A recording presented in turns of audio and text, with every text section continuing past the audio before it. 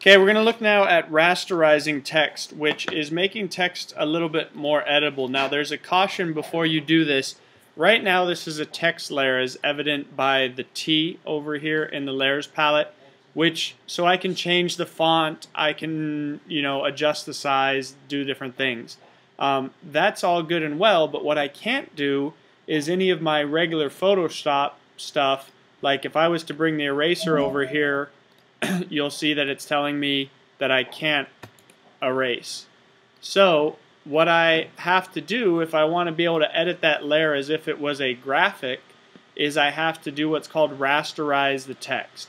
And so what I would do is I come over on the layers palette here and I just control click and you see the option for rasterize type. And what that does is it takes it from a text file, and now you see it becomes an actual preview of the end. Now if I was to take the eraser tool, and let's say I don't like this serif that's here. Oops. I just wish this part wasn't here. Now I could just erase that and get a different look.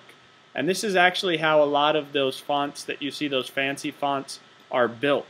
Is they take somebody's font that they already have and they just come in and they do maybe different erasing things to them. Okay. One thing in particular that can be cool about this is it allows me to cut out, say, my last name out of this big stroke of N. So let's show you how to do that, and this is kind of a cool trick.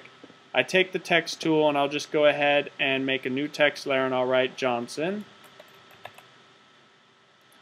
And I'll make it a different color so that it'll show up as I move it up. And we'll move it up into place here. Make sure it's on the top. And I'll kind of rotate this around where I actually want it to live. Okay. Now that looks like it's cut out, but it's not actually. It's just white text over the top. We could see that if I said this was going to be on a black background or something. You can see it doesn't work. So what I want to do is I want to cut out of here. So the first thing I need to do is select these pixels. So I'll come on my layer here and I'll say select pixels. You have to click on the actual layer image or the layer sample. So that does me marching ants all around the Johnson. Now I can come to this N layer and the ants will still be there, but now if I cut, it'll cut that N Johnson out of the N. And now I can get rid of this text layer, and you can see that it shows through, my B's a little bit in the way, that it shows through what's behind. And the advantage of doing this is now if I apply some kind of bevel and emboss, see how the bevel and emboss pays attention to the inside as well, or like the drop shadow. The drop shadow kind of lives also inside of there.